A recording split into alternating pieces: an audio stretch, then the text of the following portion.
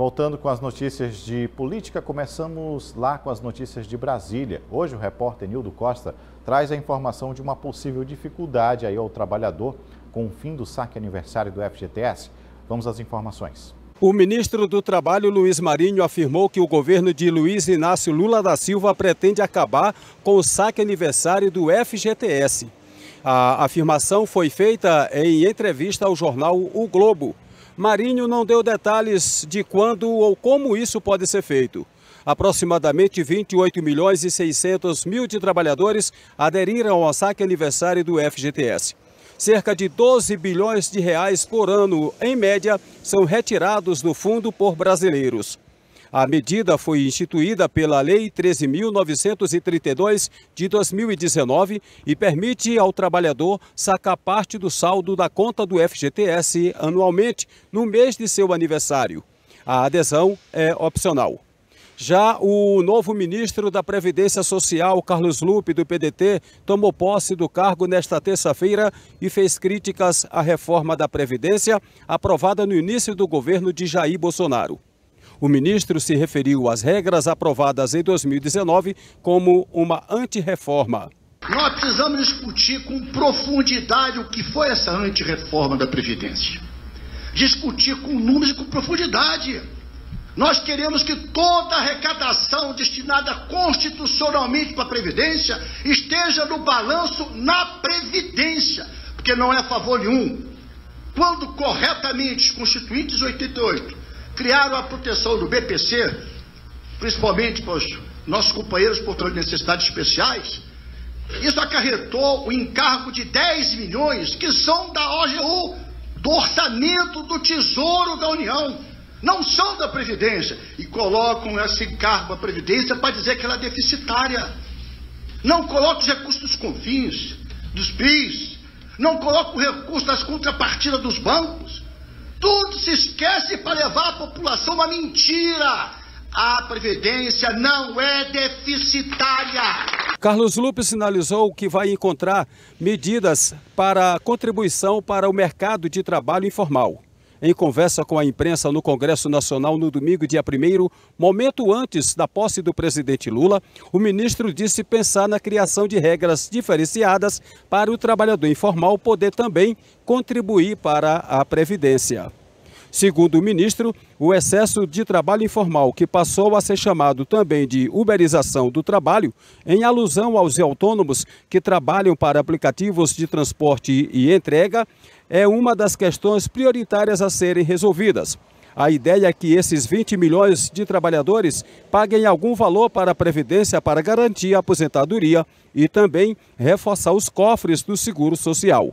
Esse valor cobrado dos informais, segundo o ministro, precisa ser justo, tem que ser um preço menor e também ter um limite diferenciado no valor da Previdência. Não pode pagar menos para ganhar mais, tem que ser justo, disse o ministro Carlos Lupe. De Brasília, Nildo Costa. Aqui no Maranhão, toda a classe política segue em recesso. Na Câmara Federal, Assembleia Legislativa e até mesmo na Câmara de Vereadores de São Luís, que não votou a LOA de 2023. Mas já está com nova equipe à frente da mesa diretora.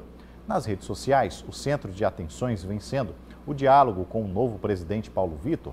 Na foto, ele e o deputado federal reeleito, Josimar Maranhãozinho, em visita ao gabinete da Câmara de Vereadores, onde foi destacado aí o diálogo sobre política regional. O presidente da casa destacou a boa articulação do deputado Josimar e reforçou que o PL pode avançar na boa política dentro da Câmara. Vale dizer que o PL tem lugar de destaque na nova composição da mesa diretora, com a representação do vereador Aldir Júnior como primeiro secretário da Casa Parlamentar.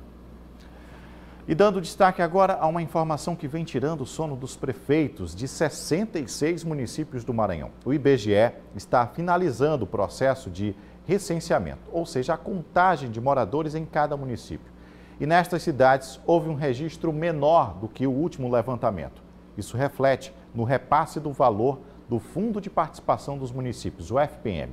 Em 2023, 800 municípios poderiam apresentar redução de coeficiente no Fundo de Participação dos Municípios, É o que revela o levantamento feito pela Confederação Nacional de Municípios, que aponta as perdas e ganhos nos repasses municipal, após a divulgação das mudanças nos coeficientes do fundo para 2023. O repasse do FPM é feito em cima de faixas populacionais. E a partir daí a gente começa do coeficiente 0,6 até o 4,0. Isso, como eu disse, faixas entre populações. Então, para exemplificar, o município ele é 0,6 até 10.188 habitantes. A partir de 10.189 até 13.000 e pouco, ele já passa a ser aí um município 0,8. E assim vai crescendo de acordo com a faixa populacional. O IBGE divulgou uma prévia do censo e encaminhou os dados ao Tribunal de Contas da União, que é o responsável pela divisão do PFM, o que deve resultar em cortes da primeira cota de janeiro. Mas para a Federação dos Municípios do Maranhão, esses cortes não podem ocorrer porque o censo ainda não foi concluído e discorda sobre os prazos que foram estipulados. 66 cidades poderão ser afetadas. Como ele é o órgão oficial que faz esse levantamento para balizar todos os cálculos de repasse de recursos para os municípios, ele é o órgão fundamental para isso. E aí é que a FAMEM pede ao IBGE, pede ao TCU compreensão nesse momento. A gente viu a fragilidade que ocorreu o censo era para ter ocorrido antes, não teve recurso, foi feito, infelizmente, na nossa visão, de forma atropelada.